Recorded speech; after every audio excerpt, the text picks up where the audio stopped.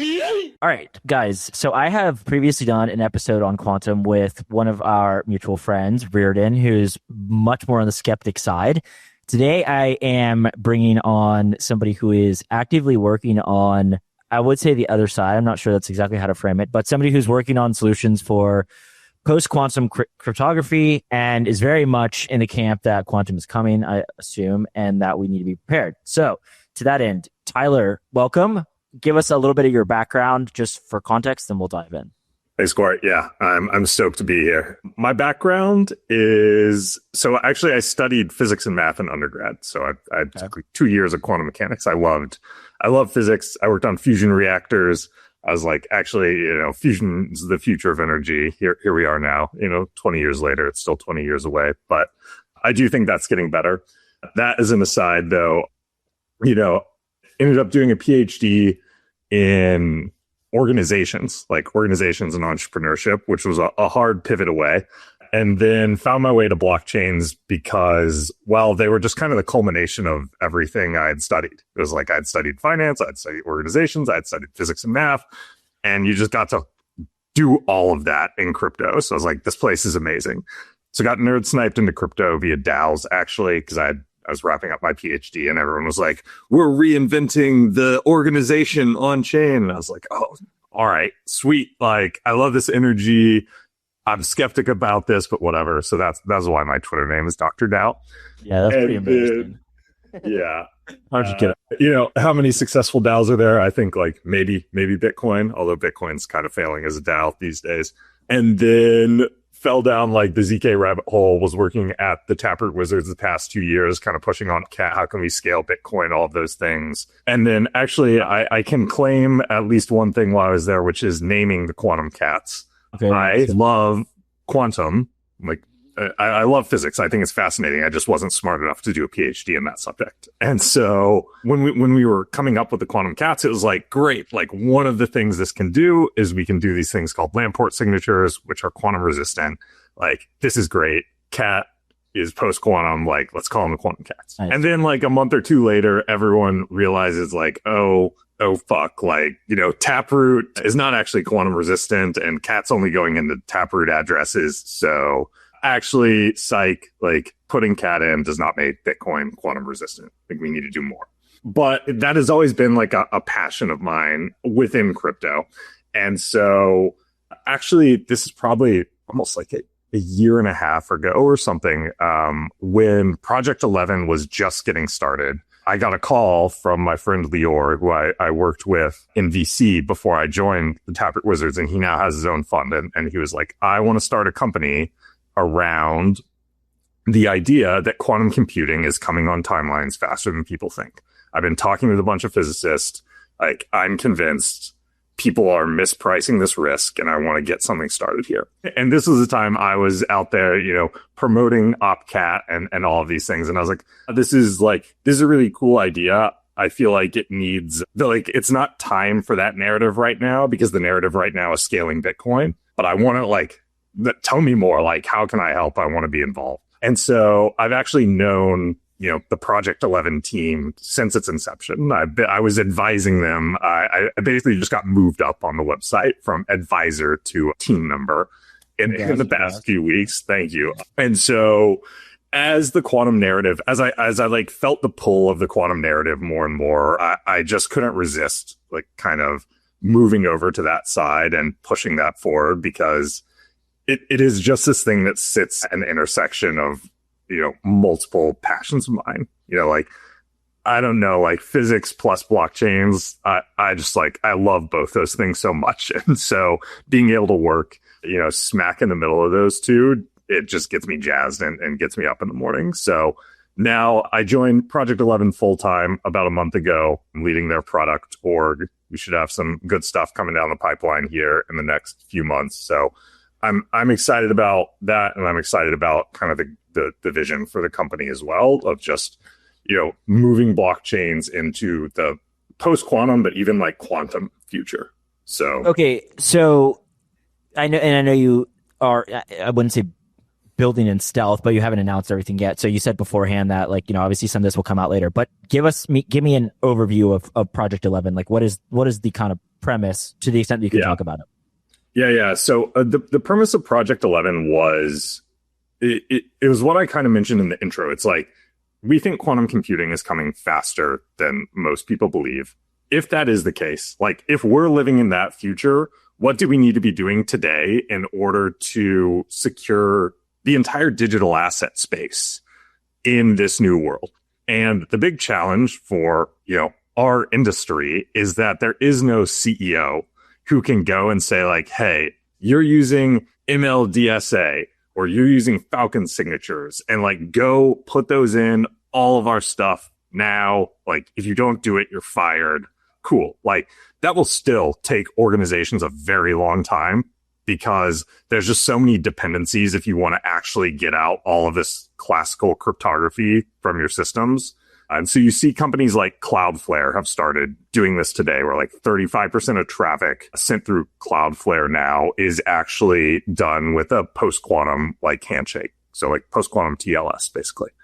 And that's for a company that has a CEO that can fire people if they don't do what they want to do. Within blockchains, we have this additional level. We don't just have the execution challenge, but we also have the coordination challenge.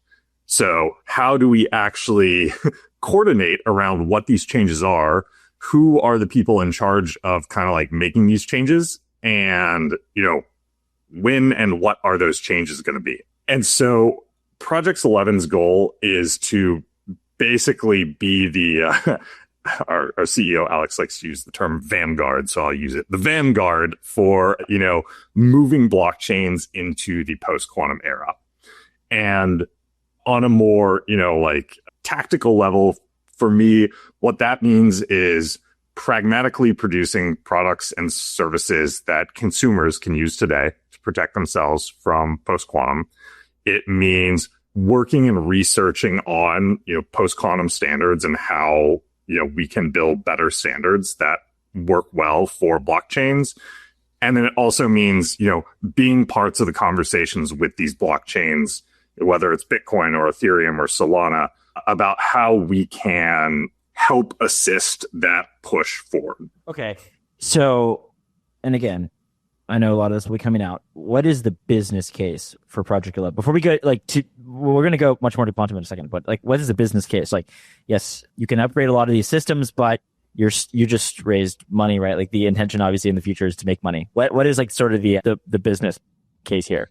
So I think it's kind of what I talked about before. It's both consumer and technical services business. I think at the end of the day, our goal will be to be pulling these blockchains in the future. So I want to be the gateway for consumers to get into the post-quantum future. And if we are kind of the gateway or the bridge that all, things must flow through in order to get and become post-quantum, then I feel confident there's a very good business case there for how we can capture value along that way. So let me ask, is this, if you had to, would you consider yourself more of a consulting organization, or would you consider yourself more of a B2B SaaS, or some combo of both? But if you had to choose, I think it's probably more like the consulting and B2B SaaS, in my mind, are ways to help push along this consumer flywheel, right? So if we can take a blockchain and move it and write the post-quantum implementation of it, I think that is a very powerful flywheel. And then I think if we have consumer products out there that just naturally plug into this new blockchain, then this is a very natural, imagine we have you put all of your, assets in some consumer products we have. And as soon as this new post-quantum Ethereum or post-quantum Solana or whatever comes online, you're immediately plugged into this, connected to it, and you can transact, you're there.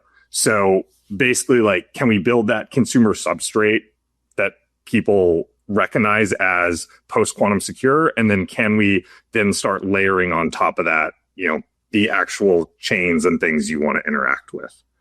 Okay, got it.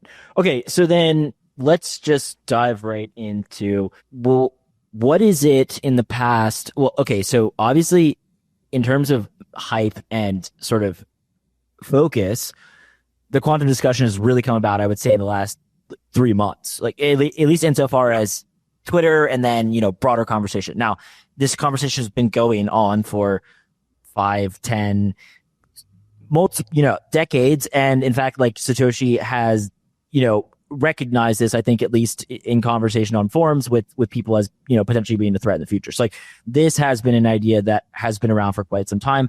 As of late, it has gained much more traction, I think, in part Nick Carter writing about it, and then sort of the subsequent, discussions from there. What is it as of, the past 3 months? Like there's insane exponential growth in AI. Are we sort of extrapolating to some extent and saying like this is reasonable to think that quantum is going to follow a similar path? Like just start rambling. I rambled, you can ramble now. Yeah. Yes. I think there's been a few things that have happened that just lead me to believe that we're like approaching an inflection point in how quickly we can start, executing on quantum computers.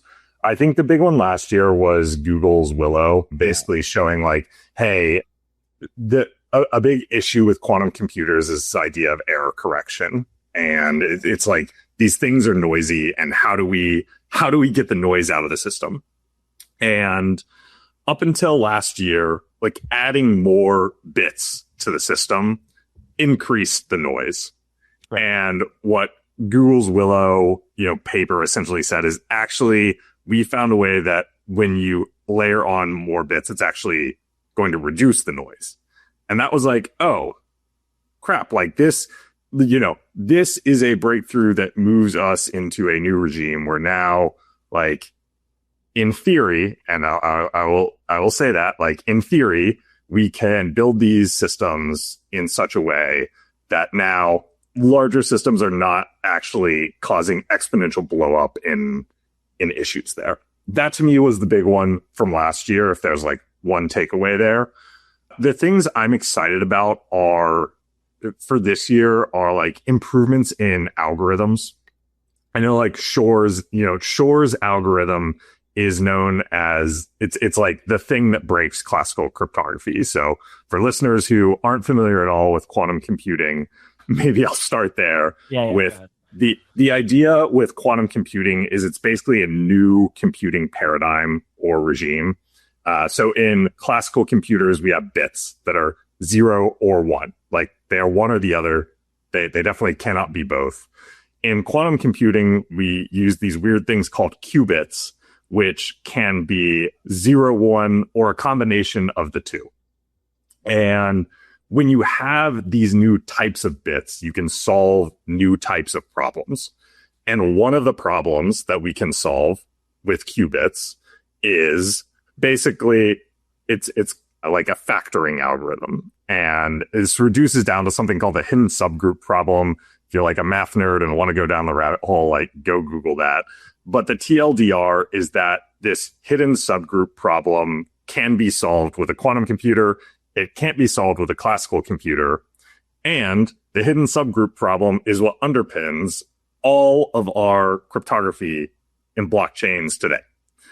So if you have Bitcoin and you're like, not my keys, not my coin, like that's what everyone says. Well, in the quantum computing era, it's kind of like your keys, my coins, if I have a quantum computer, right? So it does not matter whether, you're thinking, oh, I own my keys. Well, now if I have a quantum computer, I can also own your keys because I can solve this problem that underpins the thing that allows you to spend your Bitcoin. That is the risk that quantum computers pose to our space. So I think maybe like starting there is good. And then the question is, okay, given this risk, how far away are we from the moment where a quantum computer does come along and, Satoshi's coins start moving, right? And people go, well, either Satoshi has decided it's time to floor my Bitcoin, or someone has built Yeah, I love that. Go on. it's This it's mass listed floor price. exactly. It's appropriate for today's Yeah. conversation, I think. But yeah, this comes along, and you can imagine Satoshi's coins move, and then you have to ask yourself, well, does this mean someone has managed to build a sufficiently powerful quantum computer such that they've been able to figure out the secret keys for Satoshi's coins, and now they're spending them? That is like the risk we want to head off. There's a fun, like, if I'm going to ramble, there's also, our friend Reardon, who thinks quantum computers are scams, but actually, and I respect Reardon a lot, and he's a very sharp guy, feels more confident that AGI is going to actually solve this hidden subgroup problem using classical computers. And so it doesn't actually matter how the cryptography gets broken for a system like Bitcoin. It just matters that we have alternative options for the cryptography we use to secure our keys. And if we have that, then it makes it, much easier to say, okay, we call this crypto agility, right? You can easily substitute in one signing algorithm for another. And now we're no longer really too worried. We're definitely still worried, and Bitcoin itself should be like that. That's a can of worms we can go down. But, in theory, you could imagine everyone has a wallet and they click a button and it says like move from classical signing to post-quantum signing. And then who knows, like quantum computer breaks the quantum signing and there's another algorithm that we think we can move, and everyone just clicks a button and it's like move from, current post-quantum signing, quantum signing algorithm 1 to algorithm 2. Like, now the system is no longer, purely dependent on the underlying cryptography, because we have the ability to flex in new cryptography as needed. You and Reardon, for example, like, I think you guys can have a very constructive conversation, and oftentimes this stuff doesn't come out necessarily in public, which, okay, there's, pros and cons to this, but the fact of the matter is I think that, well, it's just good to see that there's like conversation where it's not like I hate you as a person, and you see this a lot on the timeline where you don't like someone's bags and like it becomes very personal. It's like, dude, like, you run into this a lot. So anyways, on that note, I did have this conversation with Reardon, and I posed him this same question, which I'm about to ask you. I find quantum to be, interestingly, it is probably to me the biggest disconnect for normies, but also not just normies, people like myself who aren't extremely technical, but like I try to pay attention. Quantum seems something where there's, at least for the time being, a ton of hype, a ton of mania. People are, encouraging us to move fast. People are even speculating that coins are being dumped because people are afraid of this. And yet, from my research, and also I'm kind of going off of Reardon here, the progress thus far seems like relatively low to the amount of hype. And so, like, you brought up the Willow chip, for example. What explains this disconnect? Like, everyone's screeching, and I'm over here like, I don't want to lose all my coins, right? But at the same time, I'm like, wait, why can't it factor 21, right? Like, that's the common refrain. Yeah. Like, well, why doesn't a quantum computer factor 21? Yeah, I think so. In my mind, some of the disconnect is around how you price this risk of something coming along quickly. So if we look at the slope of AI improvements since the, all you need is attention paper, I don't think people were really capable of imagining where we are today based off of like that one, like Transformers, like these are interesting. Like, I wonder what these can do. Fast forward like 4 years later when, O1 comes out. And that was like that was a paradigm shift. That was a literal like paradigm shift in how work was done, how like so many things changed. And the pace of that change was all spurred by this kind of like these fundamental updates and changes. I think Willow is like an example of this. And I think in the next year or two, we're going to see that attention is all you need paper for quantum.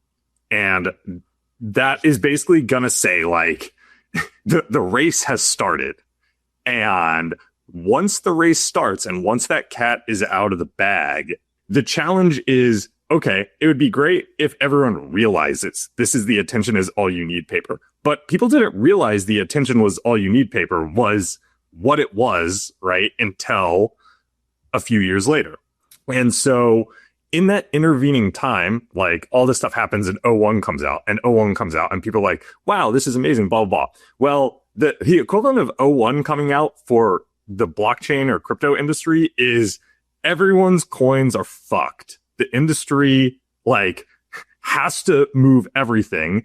And part of me is like, why, as an investor, like not as someone who loves blockchains and physics and all this stuff, as an investor, why on earth would I keep my money in these systems that their whole thing was security and like ownership and, you know, distributed ownership, be a self-sovereign person. And now that narrative just got one-shotted by someone spinning Satoshi's coins.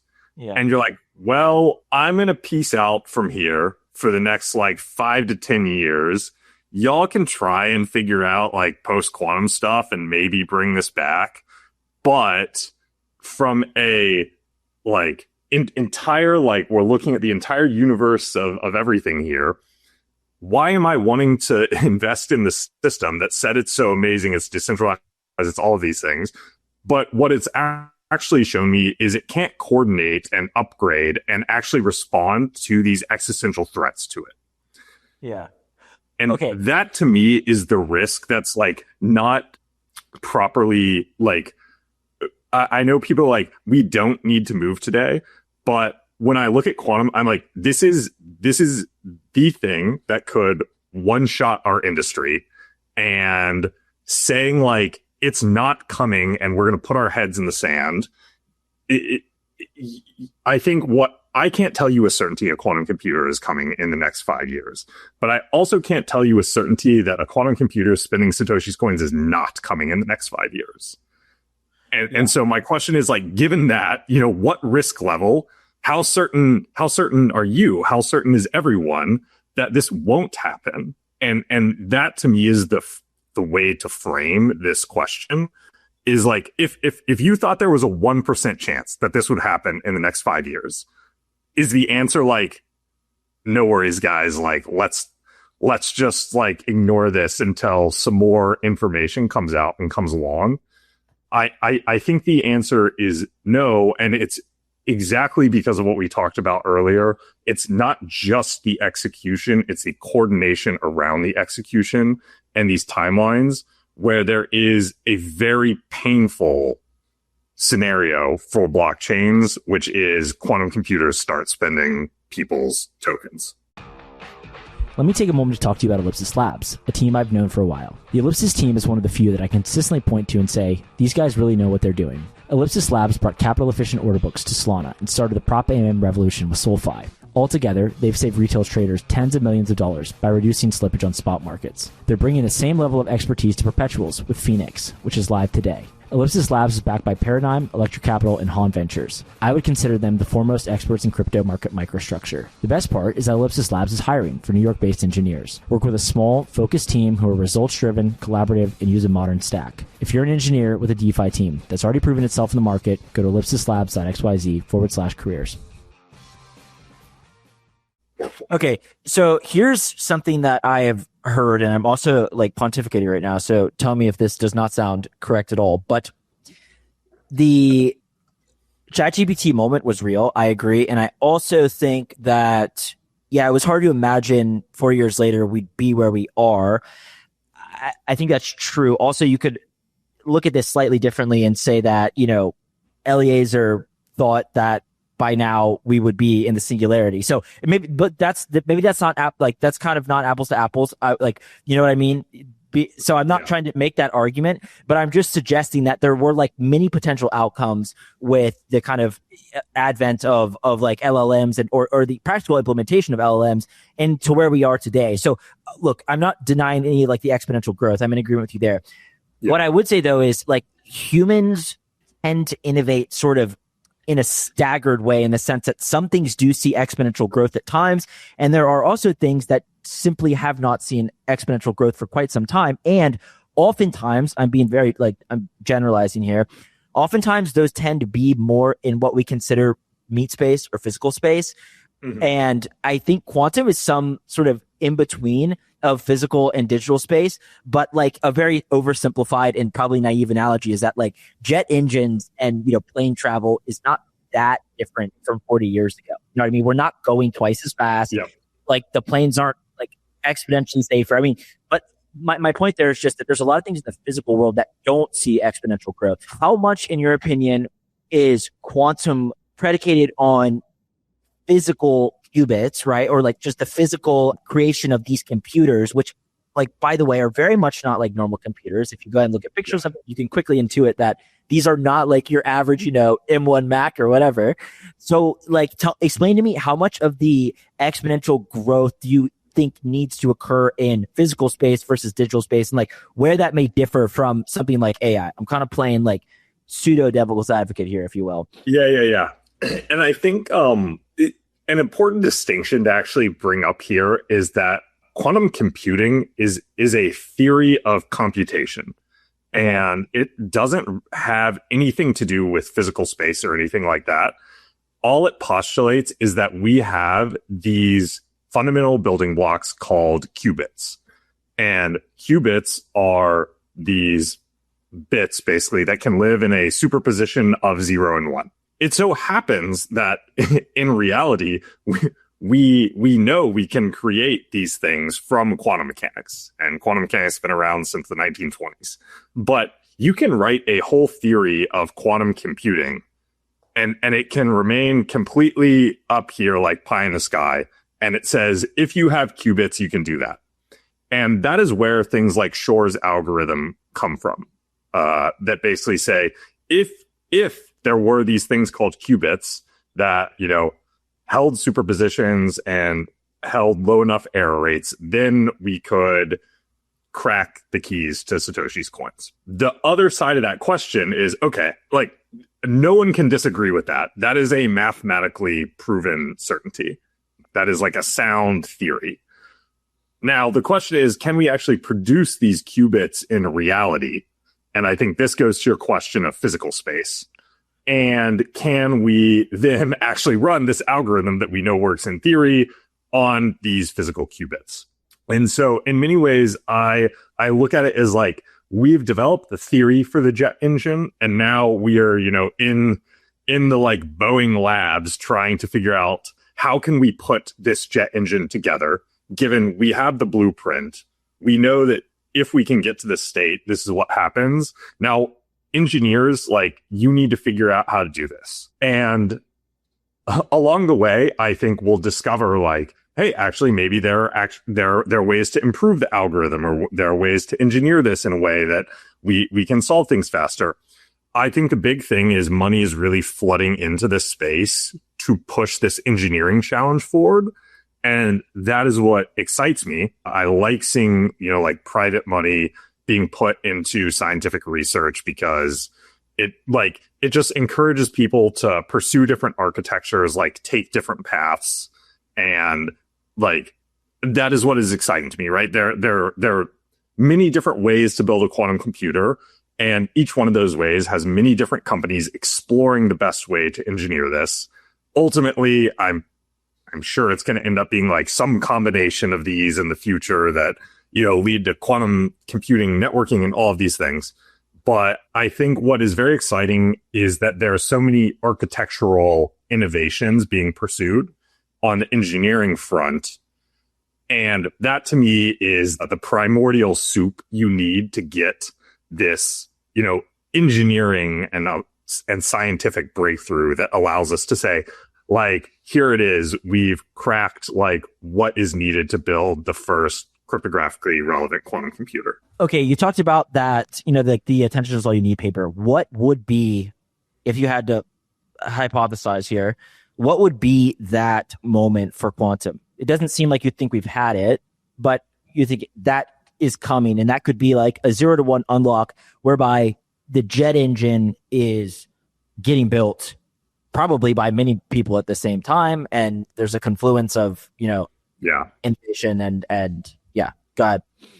So right now, I think one of there's two big challenges in quantum. One is, and I'm going to call it quantum engineering, like engineering a quantum computer, right? Because we've already established theoretically quantum computers work.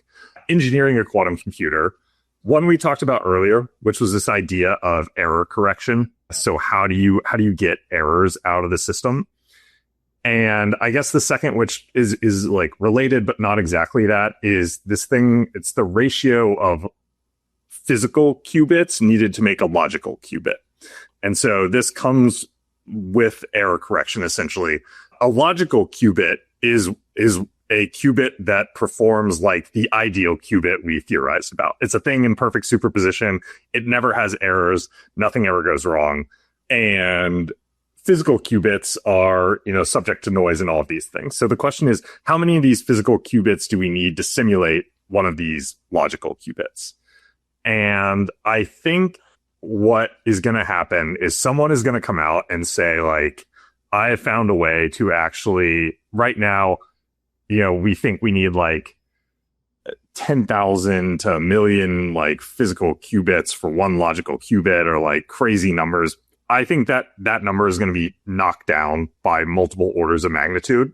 And I think someone is going to come out and say, I figured this out. And this is going to be the breakthrough we needed to like reduce error correction. Like the system now is producing a lot less noise because there are a lot less moving parts in it. And at the same time, I think someone is going to come out and say, I found a way to run Shor's algorithm like much more efficiently on this quantum computer. And so maybe it won't take as long and it won't take as many like revs of the cycle, like literally bit flips in order to get there. And I think those two things combined are going to put us in a place where we're like, oh, yeah, quantum computer actually looks like could be coming. Like, yeah, actually, they're building it right now. And if they build this thing the way they say they're going to, yeah, they're going to be factoring, 6-digit numbers in 18 months and in 2.5 years, like, bye-bye Satoshi's keys. And like, that is what I think is coming. And I think it's coming faster than, people are willing to price. I mean, that's the bet of our company. That's the bet of Project 11. If we're wrong, like, we're wrong. But I think I also tie it back to that idea of crypto agility.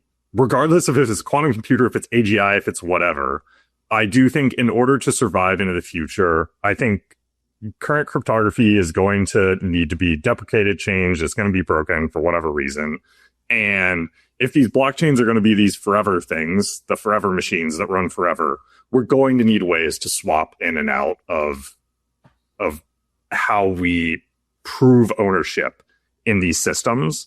And that ownership proving mechanism needs to be robust to changes in cryptography. Okay. Yeah. And I think that's very fair. Like, regardless of how I may interpret a lot of this, I think it is very reasonable to say the risk should be, well, I honestly don't know like the degree to which it's priced in. I think that, and it's sort of naive to assume that anybody does, because the market is the market, right? And like trying to ascribe reasons for anything oftentimes is like a fool's errand. But I do think like generally what you're saying is correct. Like we might as well solve this, because if this is even, an extreme like black swan or tail risk, it could decimate everything. So not like, I don't have any issue with that. One question I have, and I guess you kind of touched on this, but maybe you can even dumb this down a bit more. To somebody like myself or your average crypto holder, or just really anybody interested in tech, what is a sign, or what is some indication that we, myself and everyone else, could look out for that indicates this attention is all you need moment? Like, I think this is what I get hung up on, because to me it seems like quite binary, and it probably shouldn't be. But it's like, when do they factor 21? Like, is that something? You know what I mean? Like, is there something like that where it's like, oh, okay, this is actual progress? You mentioned the Willow chip. I've read about this, still like a little bit like unclear to me. But like, what is something in your opinion that, oh, like there we go, that's the 0 to 1? One is papers coming out that claim they've been able to figure out either one, like huge efficiency speed ups in Shor's or other type of, these factoring hidden subgroup algorithms. Yeah. Two are papers coming out that say, I found a way to reduce the number of physical qubits we need to basically have a single logical qubit that is, sufficiently, performant by an order of magnitude, like it's a 10 to 100 factor reduction. Those are the first things I would look out for, because I think those will come. And then the second thing is, once those come, people are going to try and build them. So like step one, do people say, do physicists come out and say, hey, we've like figured out an order of magnitude improvement in one of these two areas? And two, are they able to actually build the thing and show that? And they're not going to go and build the, cryptographically relevant quantum computer first. Like they're going to build a smaller thing and test that and show that. And so you will see something factor numbers larger than 21 before you see, I think, Satoshi's keys break. Now, that is like assuming good actors and all of these things, which maybe is not always the best assumption in the quantum computing space. One of the things we haven't talked about at all is kind of like geopolitical implications. Yeah, okay. Well, that's a great segue, actually, because this is another conversation I had with Reardon, and I am inclined to think that so much is at stake here. I mean, my understanding is that like the U.S. nuclear codes could be immediately swiped with a strong enough quantum computer. So to that end, the NSA has got to be working on this, right, or aware of this. Why would... Yeah, go ahead. Like, tell me what your thoughts are on that. Finish your question, actually, and I'll ramble about this. I guess one thought of mine. So first of all, like, okay, maybe we can assume that the Chinese and the Russians and the NSA and every other Illuminati Bilderberg group is working in stealth on this. Okay. Yeah. But I think it is reasonable to assume that an extremely powerful quantum computer does not currently exist. Like, I think it's reasonable to assume that. But that is one thing that I've wondered with regards to the hype, especially, and maybe not so much your company, but some of the companies that are raising to build quantum computers in Silicon Valley. I've listened to a number of podcasts of the guys like who've transitioned, and it sounds very like, I'll just be honest, it sounds quite Professor Coin type stuff to me, like in crypto, where there's people working on like advanced cryptography and then they all of a sudden have a blockchain, right? Like they've left whatever. So it does sound similar, not to denigrate it by any means.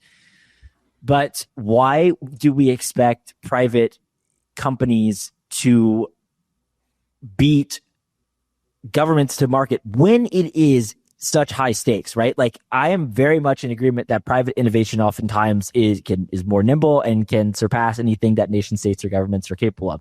With that said, this is one of those things where it seems like they would be really focused on this and pouring an immense amount of resources into it. So I guess that's my first thing is like, why don't we just wait for the NSA? Because they'll do it first, or even China. But like, what are your thoughts on that? Yeah, I think this is great. I love organizations, and this is a whole can of worms around that. And I think the way to frame this question is basically like, how does U.S. innovation happen versus Chinese innovation? And I think in general, U.S. innovation is much more open. It's much more like, fund people and see what happens. China is like central planning, right? Mm-hmm. And they do a very good job actually of managing like central planning plus these, like nodes of innovation that are relatively distinct. Yeah. It's not like, the heads of the CCP sit down and plan everything out. Like they do a good job of flowing it down, but it all flows back up to the top. If this happens in the US, I think it's going to happen and it'll come out and it'll be public. And I don't think the US, the NSA is not building a quantum computer because the NSA does not have the capabilities, I think, to build a quantum computer. I don't think. But do Silicon Valley companies then? I think Silicon Valley's can't. Yeah, because is the NSA hiring the best physicists in the world to come and try and figure out this problem for them? Are they like? Well, we're not in World War II era. Like, let's get everyone in a room and solve this. We're not in crisis mode around this. And so I think it'd be very hard for the NSA to be like doing this and acquiring the best talent in the world in secret, Right, and like agreed. shoving them in a room and being like, build this stuff out. China, on the other hand, but let me has ask you much something. better information controls. Does that indicate that they're not overly concerned, or no? I would say, well, I guess NIST, like the National Institute Yeah. for Standards and Technologies, has said you should have a plan for post-quantum cryptography by 2030 and have deprecated all of your classical cryptography by 2035 at the latest. There are standards that NIST has approved. They're called FIPS compliant. One of them is this, it's called lattice-based cryptography. And it has been approved by NIST to be used in the government today. So if you are a government agency, you can start implementing this post-quantum cryptography in your systems. And within the government, like, this is somewhat existential. They're like, we need to start putting this in here because there's a few things. One, like, US nuclear codes could be swiped by a quantum computer. I like hope and don't think that's the case, but I think that's a good framing to think about it in that, you know, like, information that the US sends, they rely on encrypting it, and they encrypt it with RSA, and RSA can be broken by a quantum computer. And so one of the things, if I'm an enterprising nation and I want to know more about the US, one thing I can do is I can just start intercepting all of that encrypted communication coming out of the US and just shoving it in a database today. And Decrypt later. And I can decrypt it later. So if I'm China and I want to like learn everything the US was thinking for the past 5 to 10 years, I'm snagging all this information, I'm dumping it in a database. If I build a quantum computer, I'm going to start going through it and being like, okay, this is like amazing new insight into how the US works, the way they think, what they were doing. Like, I don't know what's in there, but I'm sure it would be fascinating to learn and give you some type of competitive advantage as a nation, assuming, you know, you could do this. So this is why in the government, again, like, the government has to price this risk in that maybe like China does find a quantum computer before us. Like, okay, well, if that happens sometime soon, like, I promise you, China will use it to their advantage on the world stage. And so maybe there's a 1% chance it's in the next 5 years, but like, that's not a 1% chance that you want to be taking as the US government. Right. And so that again goes back to this like risk pricing question of like, how do we think about this? And I think the answer is like, we kind of have to take it seriously, because the moment, like, when that moment arrives, you're almost too late. Yeah. And so you need to beat that timeline, I think, to have the ideal outcome. And so now we're talking about, okay, we're going to guess about like the timeline of these changes that I think we both agreed are these kind of like step function, discontinuous or exponentially looking things. Like, when is that moment going to come? I don't know, but the ball seems to be rolling a little faster. It seems to be coming down the hill. And so there are two options. Like, say, we think it could be here, we're going to move.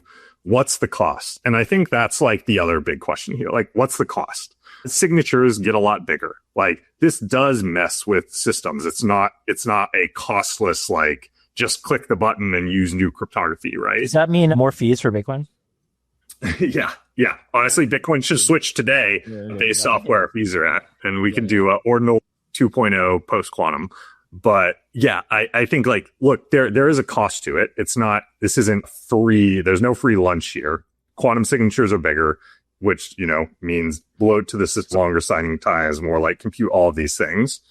The alternative is, I don't know, like, Bitcoin's fucked and China has all of our nuclear codes, right? So at some point, I think you have to eat that cost. And the question is, when do you choose to eat that cost? Okay, so good segue now into Bitcoin specifically. I guess you guys are working on cryptography in general, right? So, but let's just focus on. I love Bitcoin. I've got my Dipland t-shirt on. Like, we can.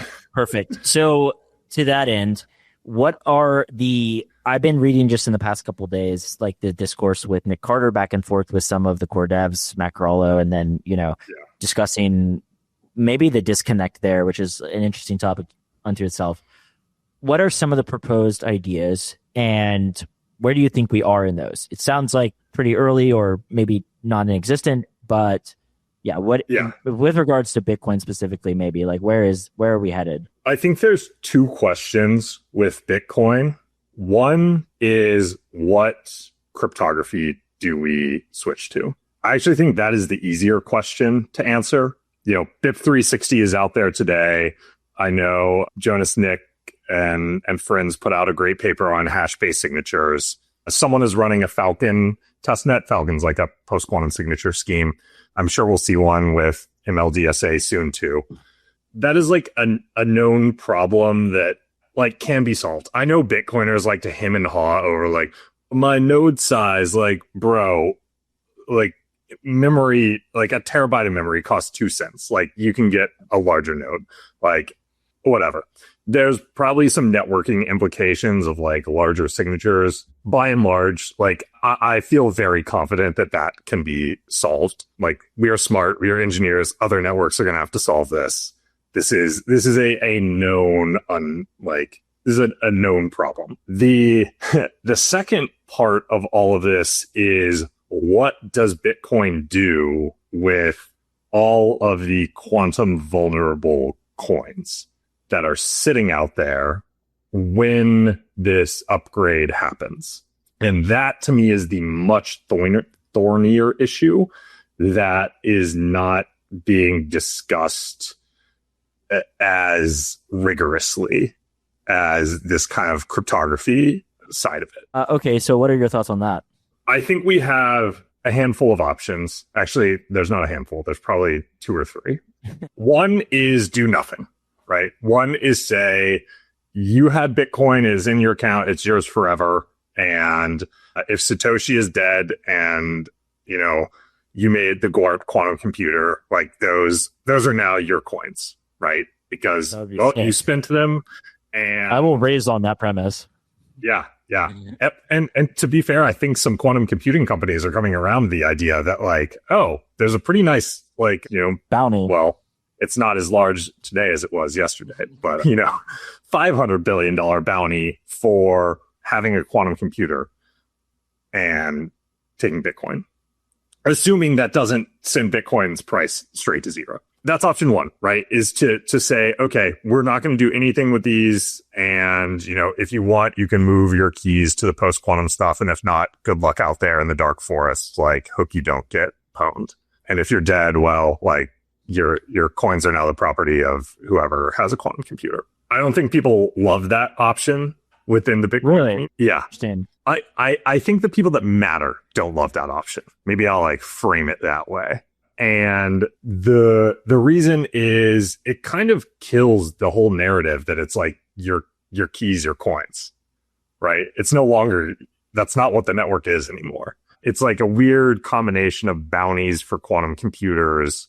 And I think it does a lot of damage to the store of value narrative. Like, hey, it's a store of value, but it's also a honeypot for quantum computers. That doesn't sound great to me. And we have to remember that it's like, 10 to 20% of the network that is exposed to this. So like you want your store of value, that 20% is just like up for grabs that you thought was dead. It's not a great store of value. That's option one. Option two is to effectively like freeze or burn the quantum vulnerable coins after a certain date. So we say, hey, we're going to upgrade to new post-quantum signatures. You have 5 years to dig up your seed phrase that you buried on the island in the middle of the Pacific and move that to a quantum safe address. And after that point in time, the coins that are still there, like the UTXOs that sit in addresses that are exposed, will be frozen. They will become unspendable according to the rules of the network. And what that does is it basically says, we as Bitcoin have decided we're not going to provide a free bounty to the quantum computing overlords. And we want to move into an era where Bitcoin continues to secure value and secure the network, even, with quantum adversaries afoot. That one equally pisses people off because you're taking my coins that the whole premise of this was like, I could have these forever. Like, I could bury the seed phrase on the island and 80 years from now, go dig it up and it would still be my Bitcoin. Yeah, I think that one's worse personally. But it's interesting to hear you say that you think that is like slightly preferred by those who matter. The thing the conversation I had with Reardon, and I talked to people about this before, to me, it's like, okay, Cleopatra is buried with like $10 billion worth of gold. And 4,000 years later, however long, yeah, we can, I'm making all this up. Maybe not Cleopatra, Tutankhamun, whoever, we can dig this up. Yeah, I'm sorry, but you didn't have guards there anymore. There's been a change of hands as to who owns this land now. We have to me, it's like, yeah, that's not really yours anymore. I'm sorry. And it was your fault for not securing it. Of course, it's not ideal, right? Because I do agree with you that it's the lesser of two evils, but it does seem like I'm very much okay with, personally, with Satoshi's coins getting stolen. And if it nukes the price, it nukes the price. That's my opinion. But why do you think that the latter is somewhat preferred? I mean, I don't know. Freezing coins seems not ideal. And I think, let it be a bounty on quantum. That is good incentive. Steal them. Yeah. I'll also caveat this with what I think I also don't think really matters. The way I look at Bitcoin right now is Bitcoin has become somewhat institutionalized, right? We have ETFs. We have Saylor as the largest holder of Bitcoin. We have BlackRock's bell cow this past year was literally the Bitcoin ETF. We have Coinbase. And when we talk about changing Bitcoin, it's this weird, fight between, really it's a fight between nodes and economic actors. I know the devs like to think they matter, but they only matter in that they wrote the software and they can influence these other two parties. The primary economic actors today are not the primary economic actors of the SegWit era, right? They hold Bitcoin and they sell Bitcoin, and what they sell is the promise of a store of value. And I don't think that crowd is going to be thrilled with the idea that their store of value is about to get pillaged by people who are doing something completely unrelated to them. Quantum computing doesn't have anything to do with Bitcoin, and yet Bitcoin, we're saying, will and is the biggest honeypot for someone with a quantum computer, barring nuclear codes or something like that. But if you just want pure monetary outcome, it's a pretty good one. Okay, hear me out. Hear me out. Okay. Not counterpoint, extension of this point. Let me propose that by the time, so maybe my timelines are a little bit longer than yours, although I'm obviously not qualified to speak on this, but let's say that I think in 15 or 20 years is when potentially Satoshi's coins could be stolen. At that point, short-term impact, weeks, months, could be very bad. What if at that juncture, fiat is so worthless that people aren't nuking when they steal Satoshi's coins? It is money that they have just stolen, and it has very little impact on market price because we're not denominating the world in dollars anymore. I'm being facetious here, but I think there is this assumption that what's going to happen is somebody my analogy is to point out that somebody comes along, steals 1 million coins, goes and hits hyper liquid, and immediately market sells 1 million Bitcoin in one order. This, and I talked about Reardon about this, this is probably gradual if it does occur. And maybe it's not such a huge deal. It's almost equivalent of, it's not like when somebody steals $10 million out of a bank vault, it reduces the value of dollars, right? That was the base currency, right? Maybe that's why I'm a little bit and also I do take your point with regards to Saylor and Coinbase, and the reality is that they do have significant, like between BlackRock, Saylor, the exchanges, they have significant power when it comes to something like fork choice. If they sell on one side of a fork, that can greatly influence, right, the direction of this project.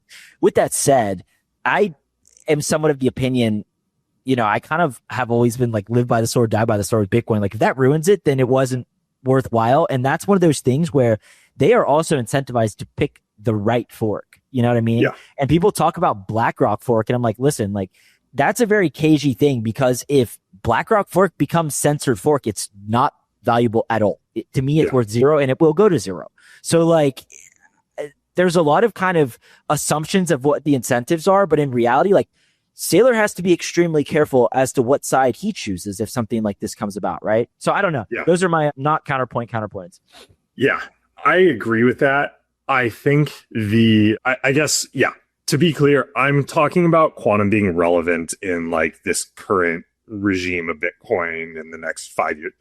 If it's 15 years from now, I don't know like where Bitcoin is, whatever. But I do think today, the only thing Bitcoin has realized kind of is the narrative of store of value.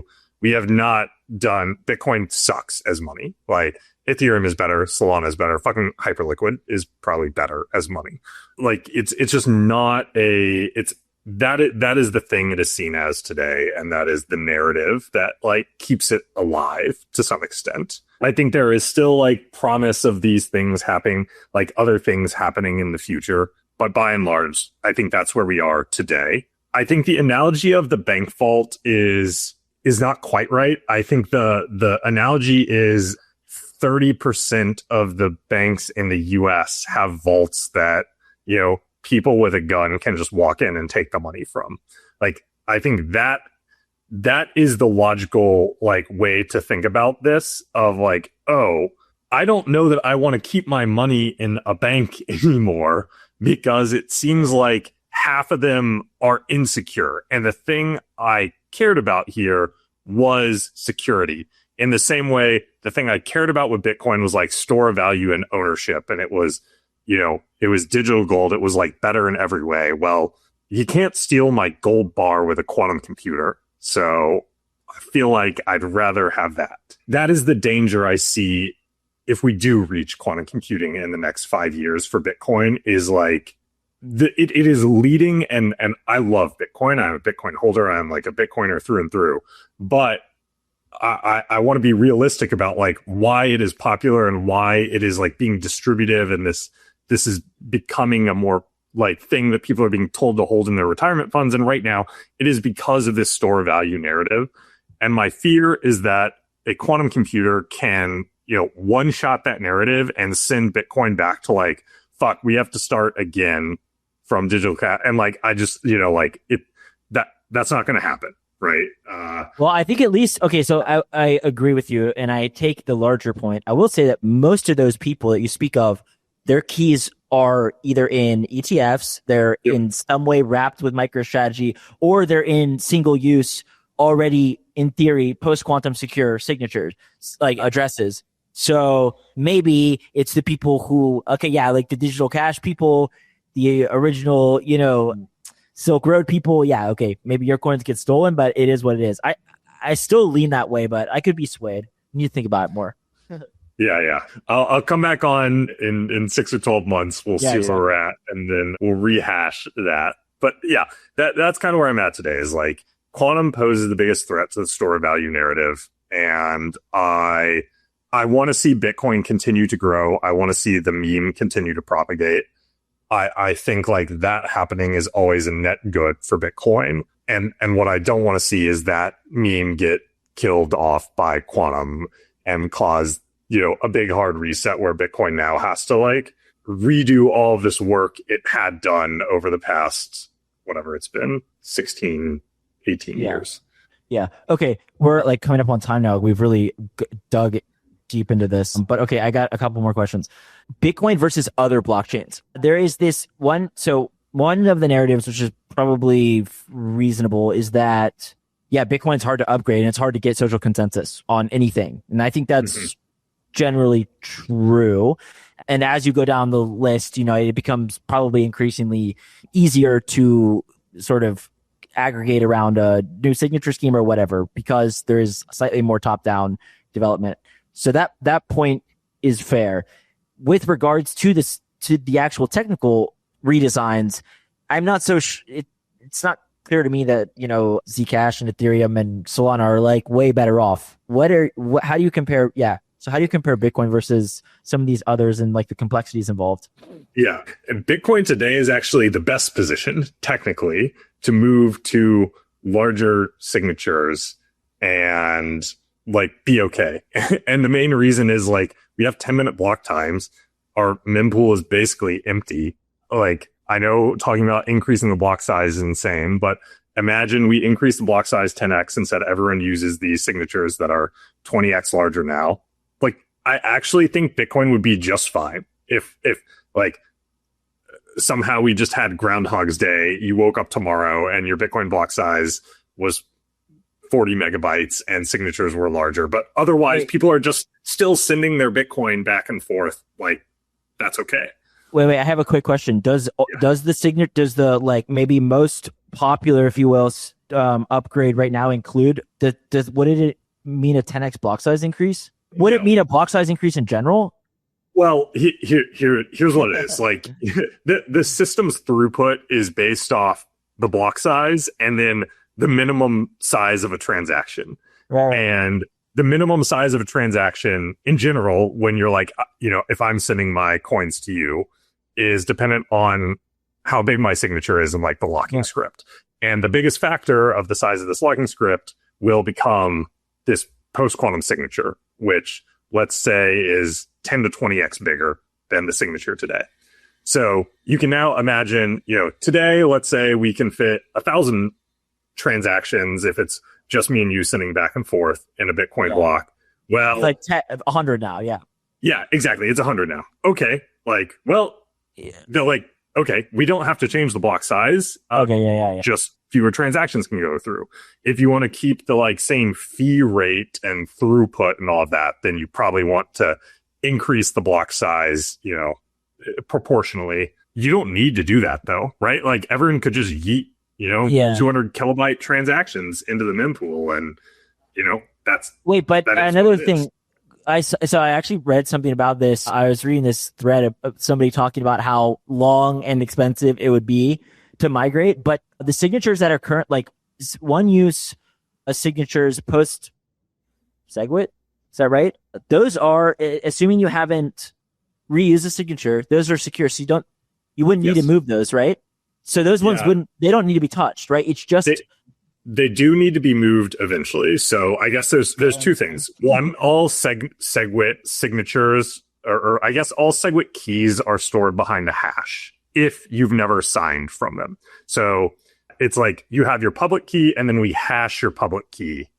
And that's what is broadcast to everyone. Hashes, unlike elliptic curve cryptography, are not susceptible to being like totally broken by quantum computers. So hashes are, as far as we know, safe from, you know, quantum computing attacks. So for as long as your public key remains behind a hash, you're safe. The thing is, when you go to spend your Bitcoin, you actually have to put the public key on chain. So when you send it into the mempool, right, and you sign that transaction, you're leaking your public key. What that means is, and this is a larger scale, more impressive quantum computer, is that within 10 minutes, I can decrypt that. Yeah, I can decrypt it and then I can spin it myself. And I guess maybe we didn't talk about this earlier, but I do think it's a fun point about quantum computing is like quantum computers don't tell you the answer when you found it. If you run a program on your computer that's like, find me this answer, eventually it stops and it says, I found the answer. Quantum computers just keep going. And then at some point you have to decide to measure them. And when you do that measurement, it gives you some answer. And depending on how long you let it run, like theoretically, the longer you let it run, the more likely it is gonna like have arrived at that answer. But it's not immediately evident, like, at what point should I measure this? And then once you do measure it, you get whatever you get. Maybe you got the answer. Maybe you didn't get the answer. You basically have to restart the process from zero again. And so this is like, because all these things are in superpositions and we're saying they're like combinations of 0 and 1. Well, in quantum mechanics, once you measure that system, it collapses to either, 0 or 1. Okay. But in the interim, you can do all this stuff. So that's just like a fun little thing to know about. That's fun. That's very fun. But bringing it back to like your Bitcoin being safe, like that to me is a very low risk thing today. And I think it is a very good idea, if you care about quantum computing, to just have your Bitcoin sitting in an address that hasn't been used, and make sure it's a SegWit address or a pay description. Can I ask something? No. Let me ask. Okay, when we say single use, just for like practical use for people potentially listening, let's say I buy $5,000 of Bitcoin on Coinbase and I send it to a single. I send it to a newly generated, I don't know, I use Blue Wallet sometimes. Okay, that's $5,000 sitting there. A week later, I buy $5,000 more. I send it to that same address. I'm not leaking that public key because I haven't sent it from that address, right? Okay, so that's just the pub key, right? Okay. Yeah. All right. So you can keep sending stuff into it. It's only once you spend or sign a message that you're basically saying, here's my public key. And so. Okay. Okay, last question, and this is just an interesting thing we were talking about beforehand. Quantum money. I read this paper, like, I don't know, 5 years ago, and I can't even recall what it was, but because it's an interesting thought experiment, I suppose, talking about quantum money, my understanding is that we wouldn't need blockchain, which is like my, utopia. Yeah, our greatest dream. We can retire. How does quantum money work, in theory? Okay, yeah. In theory, the way quantum money works, it relies on this principle of quantum mechanics called the no cloning theorem. And what this basically says is that if I create a system in a certain state that no one is like, the laws of physics prevent you from copying it directly if it's in this superposition of states.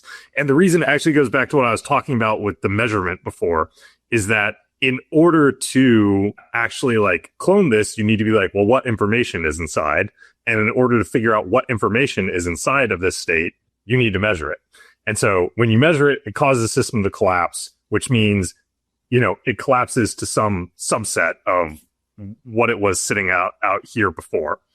And so essentially the laws of physics prevent you from counterfeiting or forging money, like this quantum money. And that was the whole point of that, is like, this is not counterfeitable. And therefore we no longer have to rely on any type of cryptography. Like, the laws of physics prevent you from stealing from your coins being stolen, basically, because in trying to do so, the thief basically ruins the system. Interesting. Okay. So how far away are we from that? Good question. Never. I have no idea. I think I like it as a kind of like endpoint vision for where this can go. Is like, ultimately, we no longer have to rely on things like proof of work or cryptography. We've now just moved on to like, this problem is solved via the laws of physics. And, you know what? If that incentivizes you to come up with a better description of the universe that merges quantum mechanics and general relativity, and now you can steal my quantum money, like that to me sounds great. Like, I would love that. But yeah, realistically, I think cryptographically relevant quantum computers definitely like step one of many on the path to ultimate quantum money. The big challenge with it, there are so many, but I think the biggest one is, how do you keep these states safe?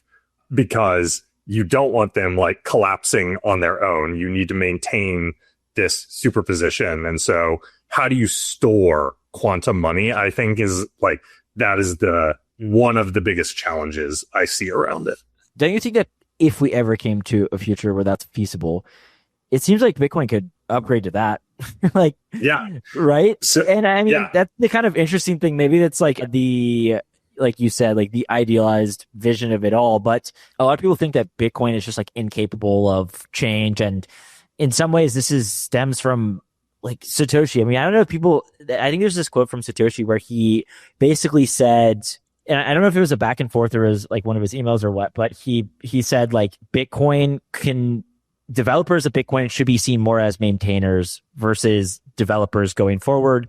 And maybe it was Greg Maxwell. Anyways, this was like very early on that the ideas of ossification and like being very hard to change have been rooted in Bitcoin. So, but I mean, if we get like quantum money, I think that people would come around. You know what I mean? It's yeah. So I don't know. It's like perfectly private digital cash is what quantum money is in its idealized state. We should work on that. Who's working on this?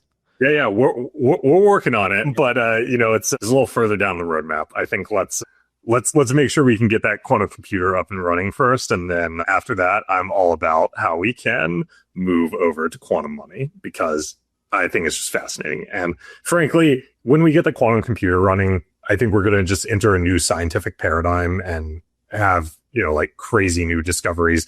I know we've been talking about blockchain, but like if we want to be futurist about it, like there's so much you'll be able to do with like chemistry, biology, all of these things.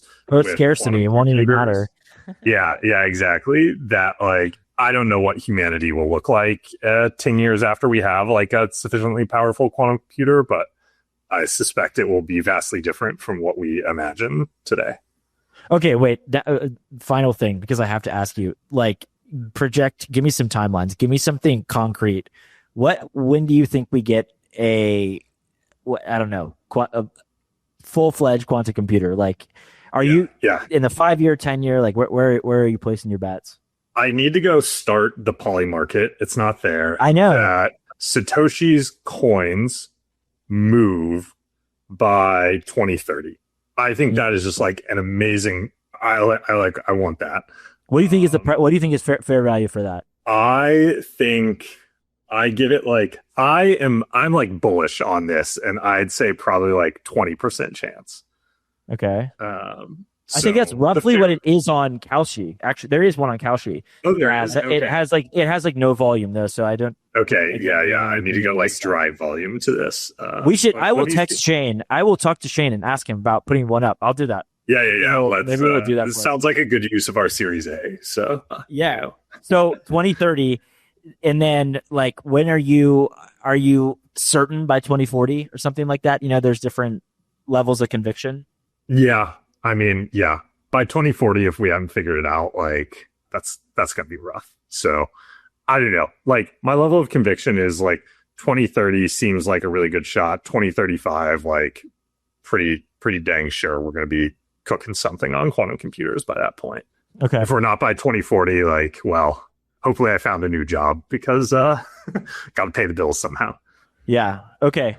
Well, maybe also I can have you back on in, 6 months or a year. We can talk about what you guys are doing, and then maybe we'll have seen some, attention is all you need type moment by then. But yeah, I really appreciate it. It's fantastic. Yeah, I always love coming on and chatting with you. So let's do it. In 6 or 12 months, I'll text you when the paper comes out, and then you can have me back on. I'll start freaking out. Yeah, all sounds right, thank good. You, Tyler. All right, see ya.